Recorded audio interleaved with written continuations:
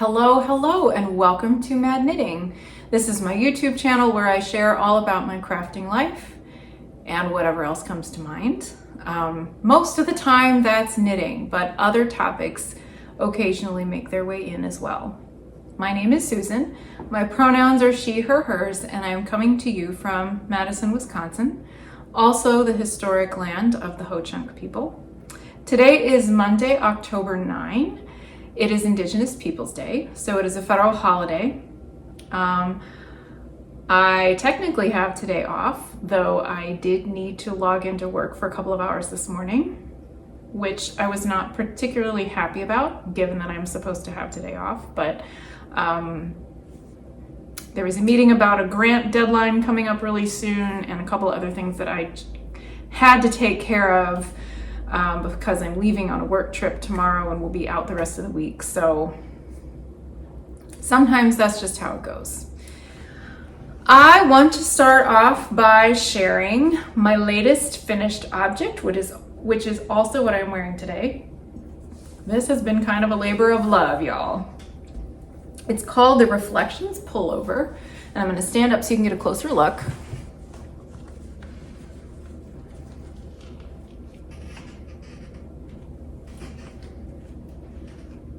It's all plain on the back, as you can see. This is a sweater pattern by Mayu KP. I think she's based out of Finland. Yes, she lives in Helsinki, Finland. This book is called Contrasts. I've talked about it on this channel before. I did kind of a review, I think, when I first got it.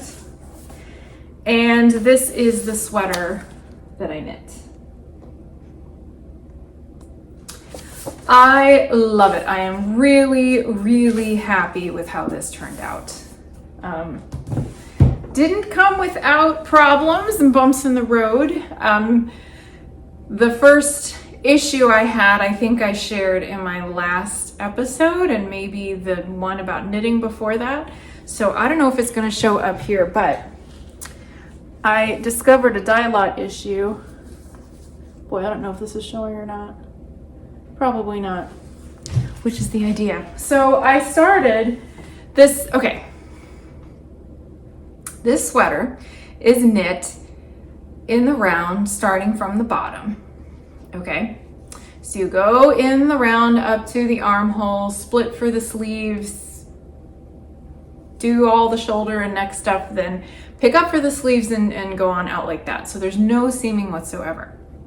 Now, I was a good way through the main body part when I realized that I must have had two different dye lots in the skeins of yarn I was using, which you could not tell by looking at them side by side. They were that close, but for some reason, once you put them in the knitted fabric, it's as clear as day. There was absolutely a line, and the skein I had started with was just ever so slightly lighter in color than the next one.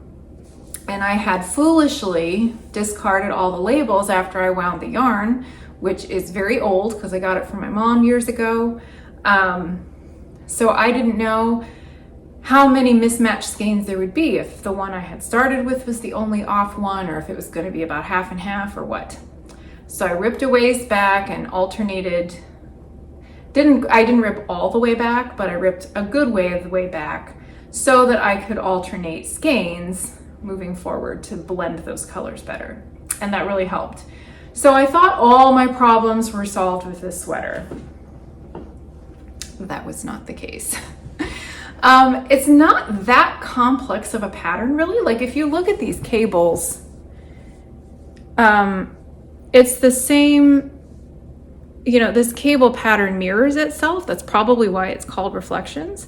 So the chart is really quite simple. I think each cable panel is 10 stitches wide, and there are maybe 3 different cable crossings on it. So it's a 6-row repeat or 6-round repeat. So that was pretty easy to memorize and pretty straightforward. I didn't do any waist shaping. I just knit straight up.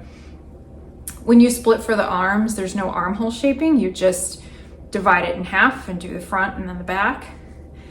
The cool thing about this, but also where the instructions got more complicated, is that for the shoulders, after you've got the armhole or the front and back done up to a certain point, you join all of this back in the round, and then you do these really rapid decreases up the shoulder line. So it kind of looks like a seam actually, but it's not. Those are just like really pronounced decreases so that it's getting, you know, you're in the round fabric is getting narrower and narrower along this shoulder line.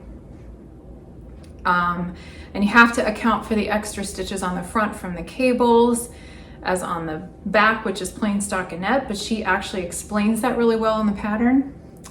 Where it got confusing was once you are done with the shoulder decreases or nearly done and you get to the neck, there is then short row shaping so that the front of the neckline will sit lower than the back, which is really important for design. If you don't do that, you're gonna have a neckline that is coming up too far and doesn't look good, or dragging down in the back, or a little of both. So I appreciate that she added short row shaping, but there was something about the way she gave instructions for the decreases and the short row shaping that the first time through, I didn't do it right. My stitch count was off, something was funky. I took it out, redid it, thought it was all fine. So then you once you're done with all the short row, then you do the ribbing for this turtleneck, until you're done. So then the entire main body of the sweater is done. So I did all that. And then I went to pick up stitches for the sleeves. And what turned out happening was that I had not made the armhole deep enough and my sleeves were too tight. But it took me a while to catch on, because when I was picking up the stitches for the sleeves, I realized I was really cramming too many.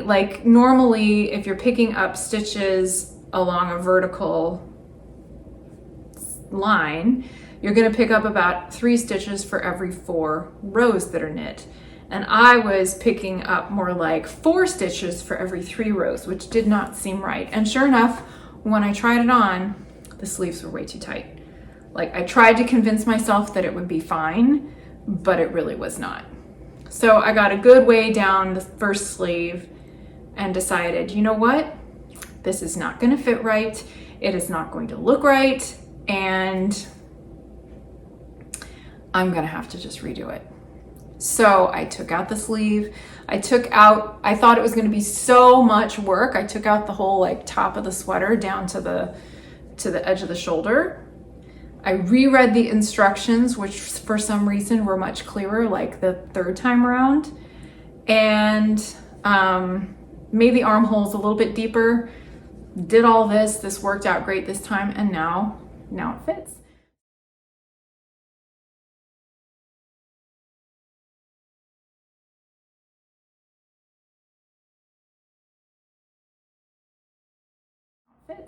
So I didn't even follow instructions that she gave for the sleeves. By this point, I just measured the armhole and I knew how many stitches to pick up to get the circumference that I wanted, and just kind of eyeballed the decreases as I went.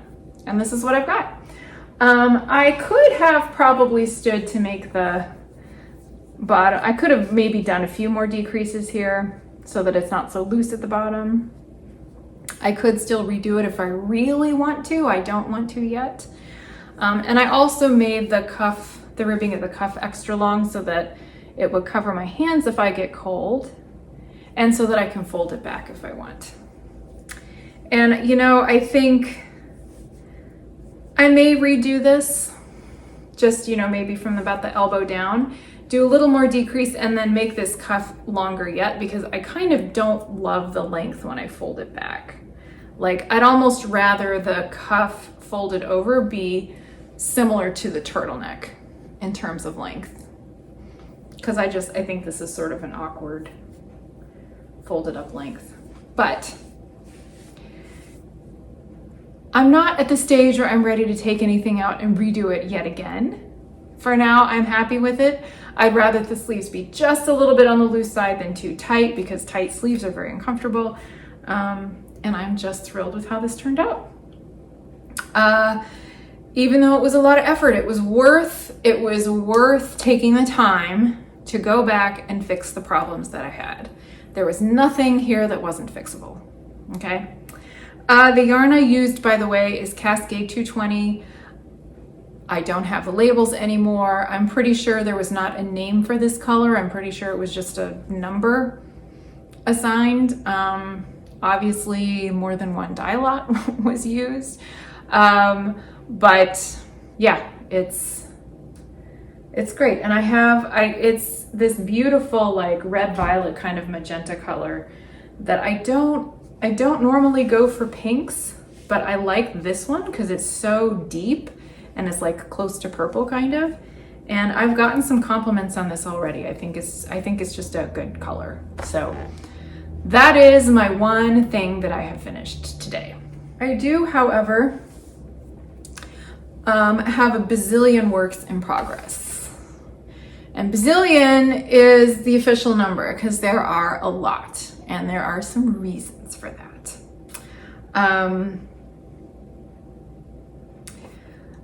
This sweater is actually so warm. I think I'm gonna have to take it off.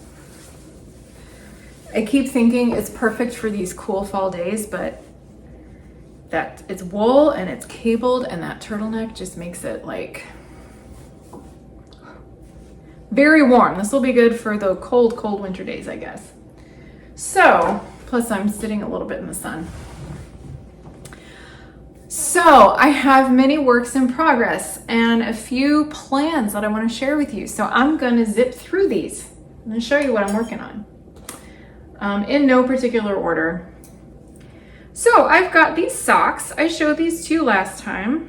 I started these when my husband was in surgery about a month ago. And I've been picking them up when I have like a meeting or, you know, some other thing to sit through that doesn't require a whole lot of, you know, that I can just knit on a sock. And I have gotten pretty far. The yarn is Knit Circus, local to me, hand dyeing company, fabulous company. I love Knit Circus. And I think last time I said this color was Jingle All the Way. It's not. It's called Naughty or Nice Speckle. I'm not sure where I got the name Jingle All the Way.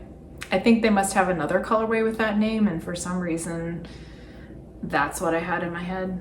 But anyway, it's sort of it's obviously very Christmassy holiday colors because there's different shades of red and green speckled on the white. And it's kind of like ugly and gaudy in a way that I love. Only for socks. Only for socks. But that's okay. I'm making socks the way I always do. Size 1 needles. I cast on 64 stitches for the cuff, worked in a 2x2 rib for a little ways, then plain stockinette. This yarn has so much going on color-wise that any pattern would be totally lost. So straight up stockinette, eye of partridge heel, then I picked up stitches for the gusset, and I am just about ready to do the toe decreases. I made this to fit my foot, but I have somebody in mind I think I'm going to give these to, and their foot is a little bit smaller than mine. So I think I'm going to make it as if it'll fit my foot, but just a little bit shorter, and save it for a holiday gift. Because let's be honest, I have enough socks. I've actually knit myself a few pairs in the last year. If you've been watching this channel for a while, you've seen them come and go. So, it's a good time for me to sort of spread the sock love around. Now, speaking of socks, I started a new sock project yesterday. I had a piano recital to go to for my daughter, and I needed a knitting project, and the Christmas socks were too close to the toe for me to bring along. Like I didn't want to have to try to guess where the toe decreases should start, and I also didn't want to be trying on a sock in the middle of a public concert, you know? So I just grabbed another skein of yarn to bring along. These will be for my son. And this is as far as I've gotten. I just worked in the recital. It was like an hour and a half long, so I have a cuff. I feel like my lighting here is not good. But it is a very dark charcoal-y yarn. It's Knit Picks Hawthorne. I probably bought this during a sale last year. Grant Pass is the name of the colorway. It's a hand-painted color. They say it's hand-painted, but this is very much like, it looks like a kettle-dyed sort of semi-solid to me. It's a very dark charcoal with sort of brown undertones. I'll try to get a better picture and insert, because it must be frustrating to you to not really see what's going on here. So I'm not using a pattern. I have used Hawthorne to make socks for my son before, so I know that I should use 1.5 needles and cast on 68 stitches. And I know that he likes the feel of the socks, so this should be a guaranteed winner. I decided to do a garter ridge pattern. I have this 2x2 rib for the cuff, and I'm going to continue on a garter ridge pattern down the whole leg and over the top of the foot, just for a little texture and to do something a little different than I normally do. I think also that stitch pattern will help hug the foot a little better so they don't get too loose on his feet. I haven't told him that I am making him these socks, and he wears a lot of like dark plain colors, like dark gray and navy and sort of dark maroon. So I think this should go fine with his wardrobe. So those are 2 sock projects I have on the go. I have also, let's talk hats. One of the reasons I haven't finished anything other than this reflection sweater is because I started several hats recently, and I'm at a little bit of an impasse with them, and I will tell you why. So my mom is involved with several different charitable efforts through her church. She is a very crafty person like I am. I think that's where I got it from. And she's involved in a charity that makes quilts for people who are going through a difficult time, whether that's an illness or loss of someone or divorce or something like that. So she does that.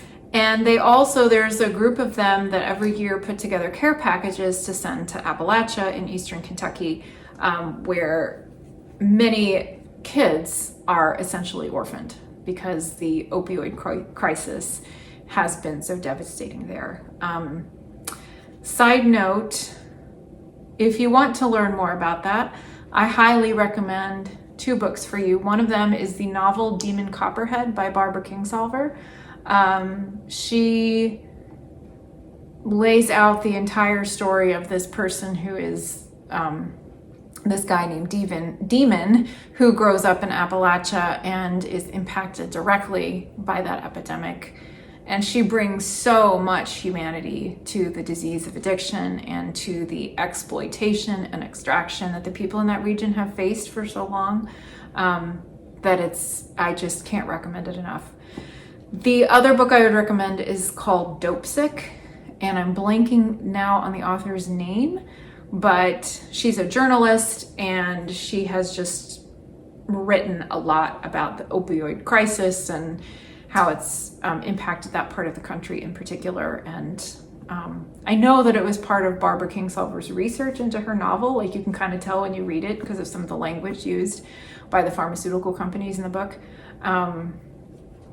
Anyway, I don't think it can be overstated just how devastating and cruel that latest form of economic exploitation has been in that part of the country. So there are kids who are deeply affected by that and by poverty, and my mom's church is putting together some care packages to send to kids for the holidays. So all that to say, the care packages will include, depending on, like, you're given sort of a general age and gender of the kid you're putting the package together for, I'm sure, because this is a Baptist church, that they are only acknowledging male and female gender, but you know, you can decide what you put in the package, right? So, you know, like if you know that you're sending your package to a teenage boy, you pick out things that are appropriate for that general demographic. So they include some things like hats and socks and hygiene items, you know, like toothbrushes, and as well as a book, maybe a toy, depending on the age of the kid. So I offered to make some hats to include in these care packages because, you know, I have a lot of washable yarn sitting around. I am happy to contribute to that effort. And at first she said, yeah, sure, I'll take them.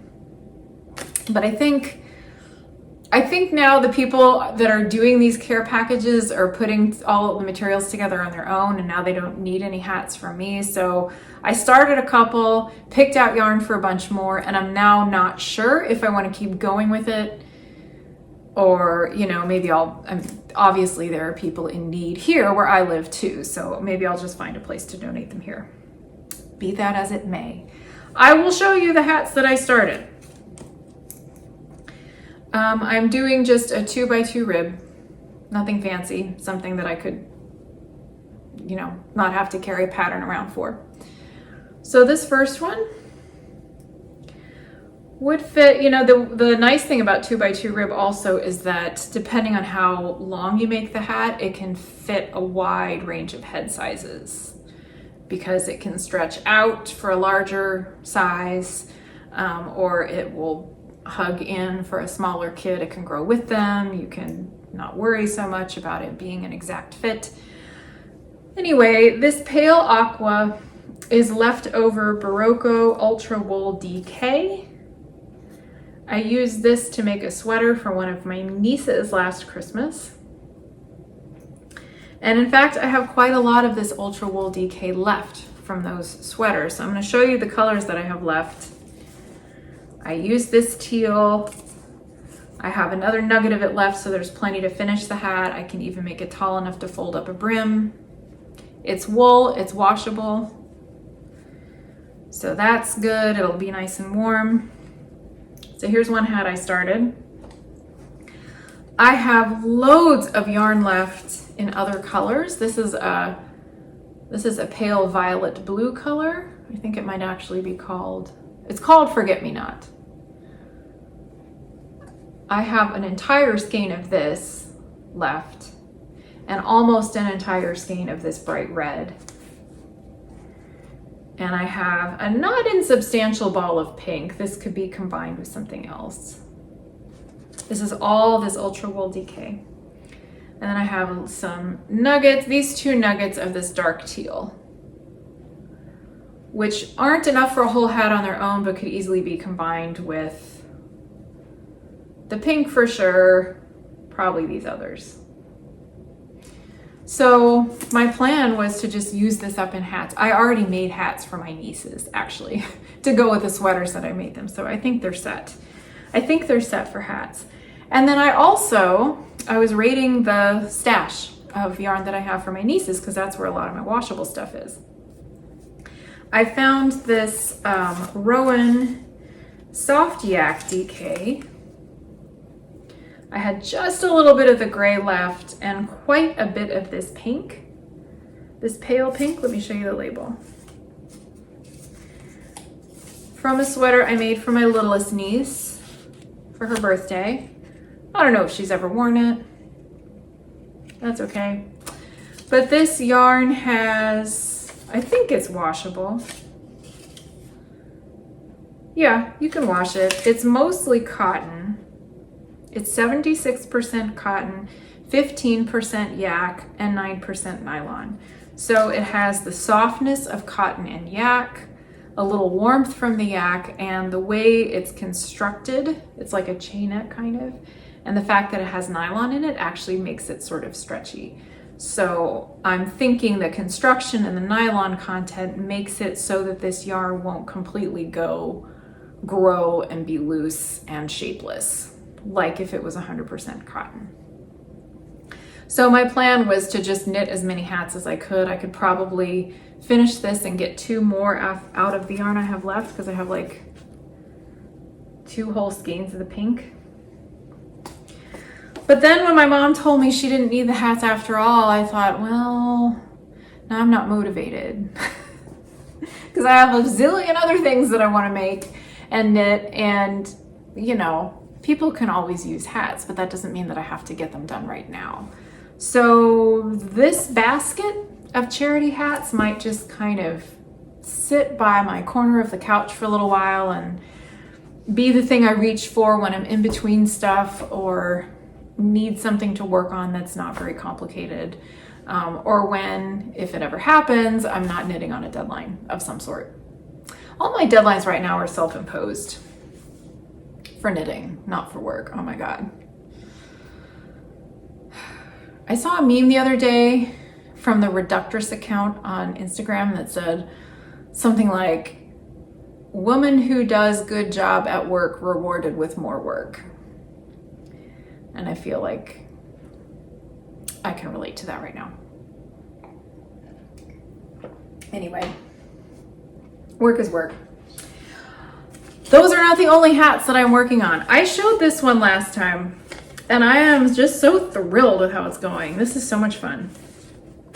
Oh my gosh. And my yarn is jumping out of my bag. I'm going to show you the pattern first. This is called the Batista Beanie Salam version.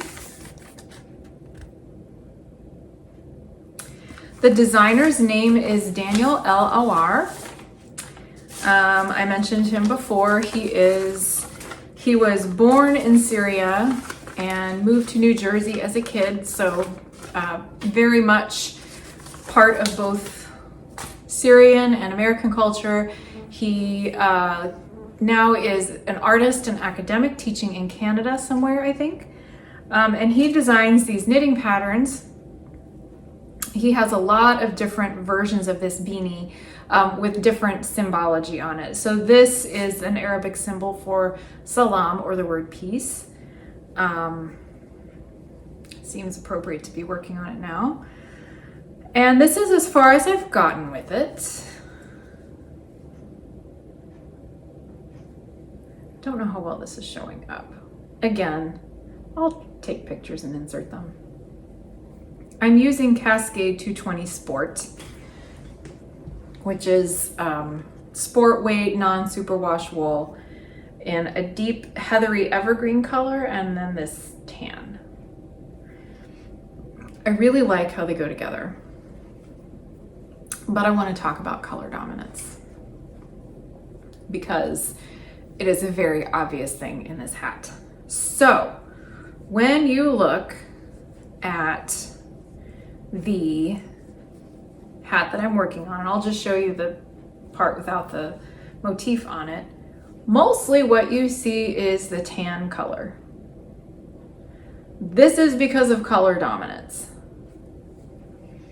Color dominance is a thing, if you don't know already, that happens in stranded knitting, 2-color stranded knitting, like in Fair Isle or other styles of stranded knitting, where one color will really pop out and be dominant, and the other one will be more recess into the background. I learned the hard way about color dominance, I don't know, 10 or 15 years ago. This was a while ago. I had bought a whole bunch of yarn in different colors to knit a colorwork scarf. I think it was a Brooklyn tweed pattern, and I didn't have any idea about color dominance. I just started working on it, and I got a few inches in, and the scarf looked like trash. It just looked really bad. And I couldn't really figure out why it was. At first I thought, you know, maybe I just didn't make good color choices. Like, I am not an artist. I don't really know necessarily. I don't always have the best first instincts about what'll work well together. But I sort of got fed up with it, set it aside. And not too long after setting it down, I encountered a blog post online. So, you know, this was a while ago because it was in the days of knit blogging, and everybody had, like, that was the crafting space online, was to create your own blog about your knitting or whatever else you were making. It wasn't just for big companies or major designers. Anyway, someone had written a post about color dominance and explaining that you need to be very intentional about which yarn you're holding in which hand, or which one is more to the front, because it makes such a big difference in your knitting. And that was like a light bulb for me. I realized that is why the scarf I was working on looked like garbage. By that point, I was so thoroughly sick of it that I ripped the whole thing out and never made the scarf. But now I know how that works. So the way I knit, if I'm just knitting with one color, I hold the yarn in my right hand. If I am knitting with two colors, I hold a strand in each hand. And for a while, I had to really think through, whenever I picked up a stranded project, to try and remember which color would be dominant and which wouldn't, because at least the way it works for me, the dominant color is the one that I am holding in my non-dominant hand. That's my left hand, because I am right-handed. So in my dominant hand is the color that will go in the background. So it's a little bit backwards. So knitting this hat, the tan beige color is the dominant color, because that is what I wanted to come out in this motif. So the beige color is what I hold in my left hand, and this evergreen is what I hold in my right. And you can tell, I used to think, I'm not exactly sure why this works. I used to think that the reason the dominant color was the one I held in my left hand is because my left hand doesn't quite have the same control and fine motor skills as my right. So the tension's just a little bit looser. There's a fly. Go away, fly. And that's why it was popping out a little more. That might be true, but I think it's also because the yarn I hold in my right hand, that's the strand that's getting more pull to the back, which means the stitch is getting more, go away, fly, oh my gosh. The stitch is getting more pull to the back, kind of recessing. And you can tell by looking at the inside of this hat, the green yarn is, I think, more prominent in the back of the knitting than the beige or the tan, because the tan is already dominant. It's more to the front of the fabric. So there's a little bit of a 3D quality. And when you have vertical striping like this, it is even more obvious than if you have motifs where that, you know, there's a shift between the dominant and the non-dominant color. All that to say, I am really enjoying this pattern. I think it's going to be a beautiful hat when it's done. And I'm already thinking that I would like to make another one, and I want to switch up the dark and light so that the dark color shows up more and makes up the lines in the Arabic symbol here,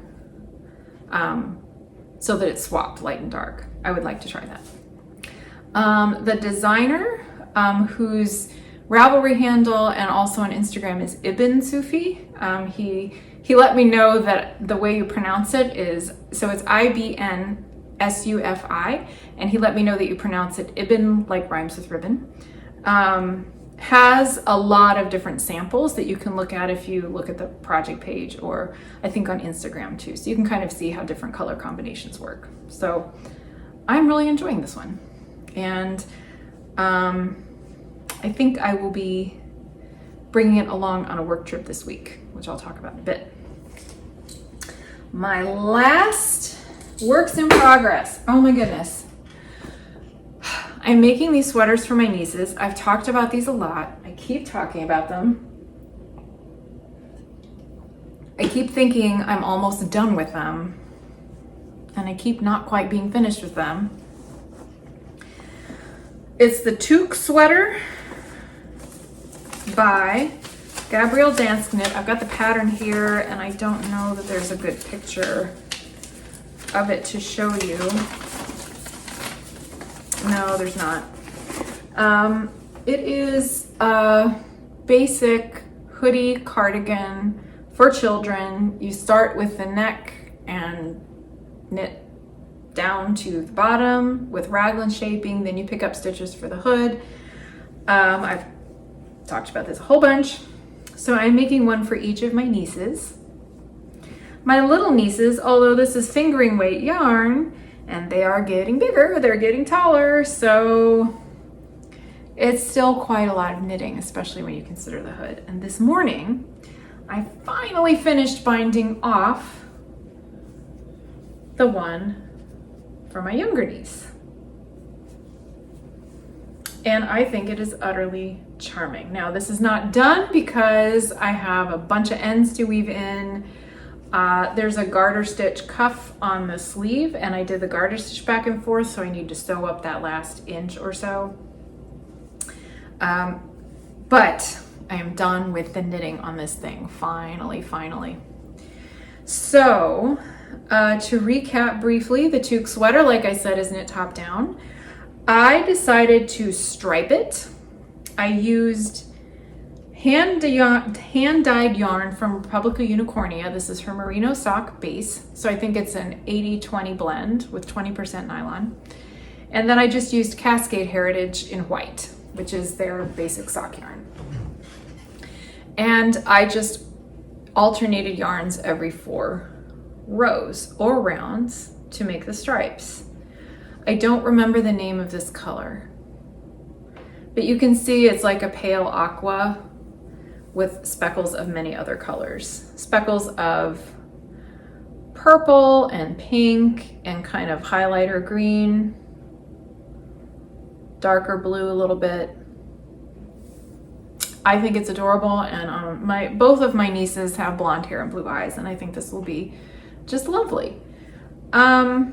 The one change I made to the pattern was that the designer calls for casting on all of the stitches, including for button bands, and just having a 5-stitch garter edge going down for the buttonholes. I didn't think that would look good with the striping.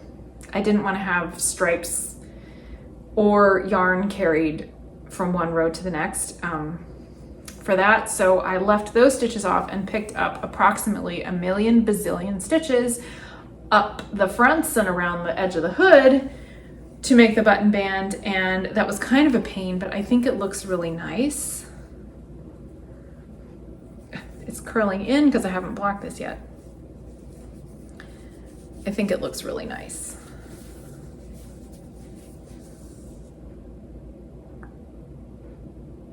And I think it's worth it. So I'm really relieved to have the knitting on one of these done. The other one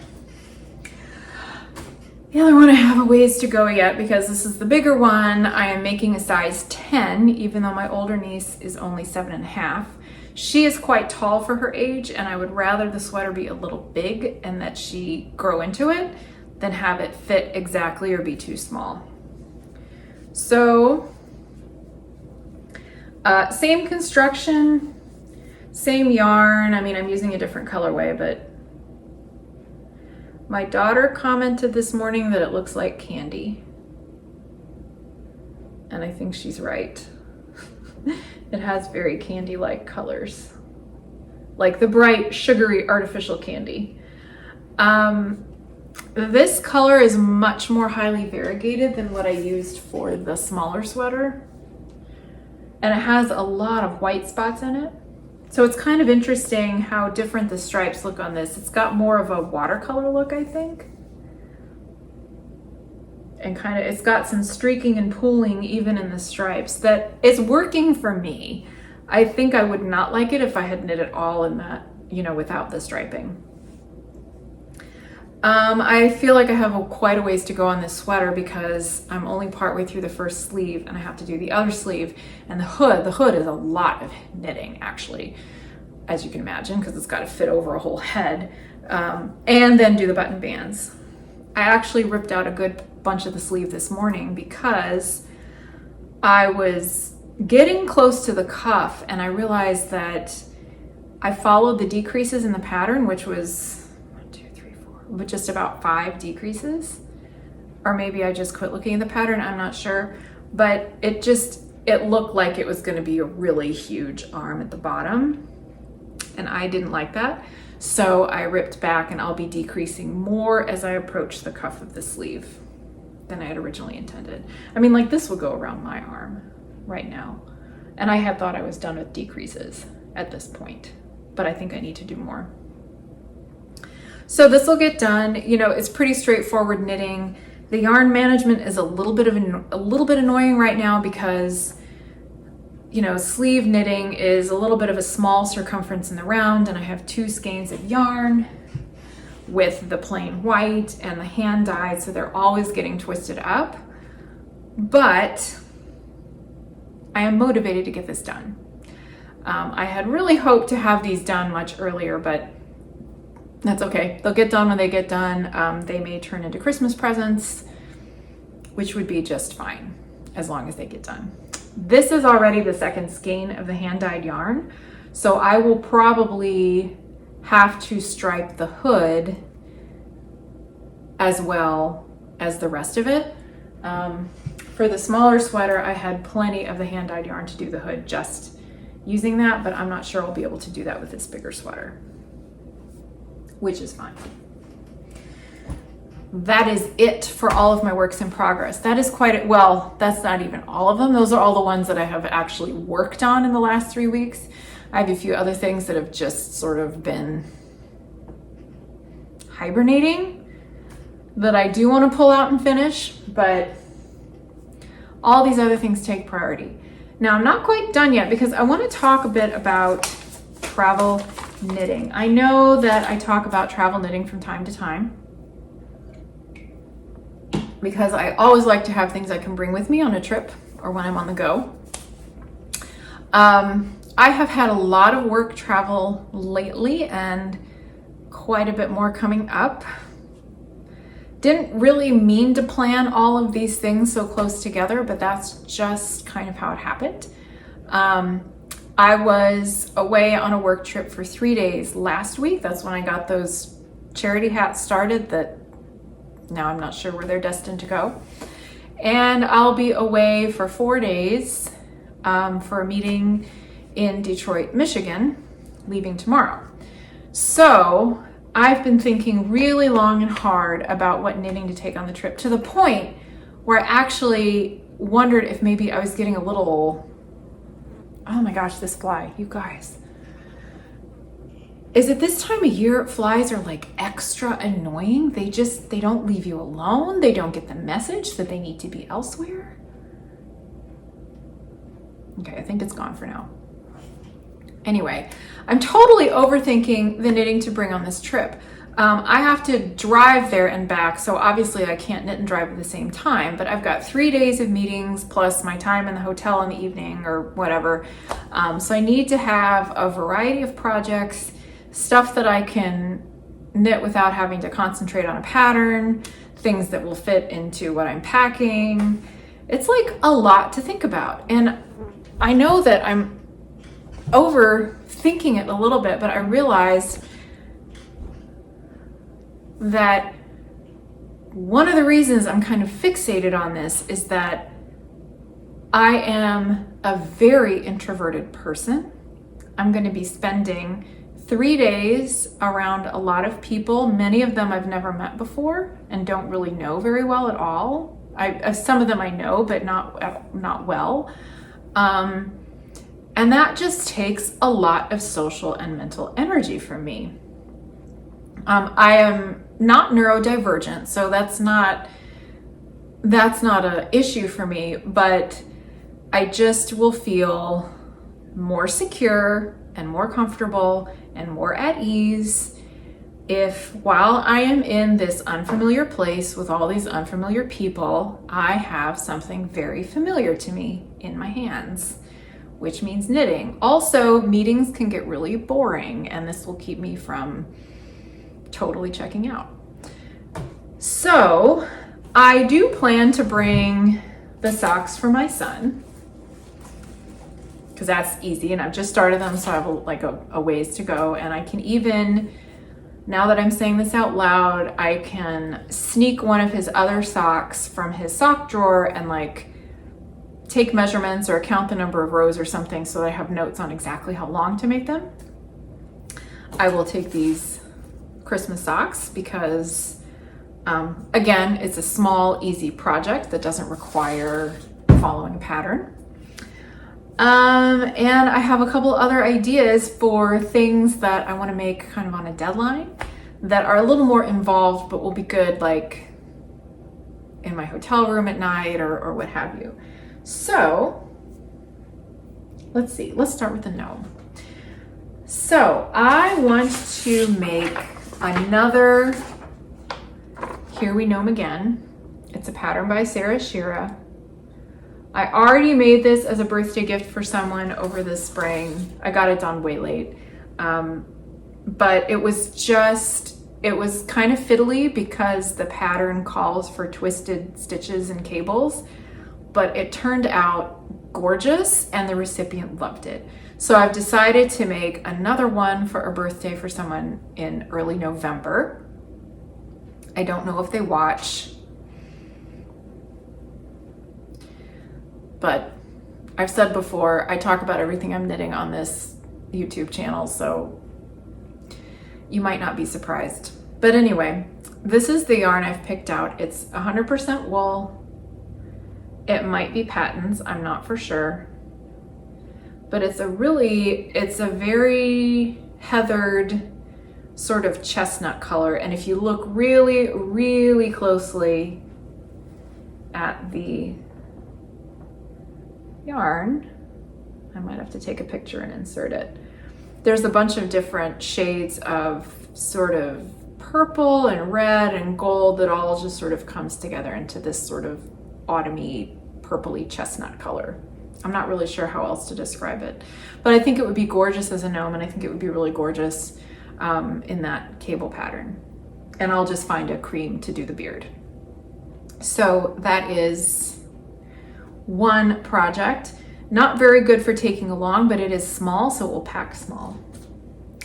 Another project that's on a timeline is, I think I bought this pattern last year. It's called Boneyard Sweethearts by Stephanie Lutman of Telly Bean Knits. And I just think this is the cutest hat ever. And I wanted to make it last year, and then I didn't, and then Halloween came and went, and then I wasn't motivated anymore, but I really want to make it. Hats go quick, especially when there is a pattern to follow like this. So I think my daughter would really like one, so I'm gonna make it for her. And I'm even gonna use yarn that she picked out years ago. When I did this special episode on like local and festival yarns, I might have talked about this. I don't remember if I talked about this exact yarn. I don't think this is available anymore because the owner retired, but it's from Yorkshire Rose Farm. It's Rambouillet yarn, which is soft like merino, but a little more sturdy.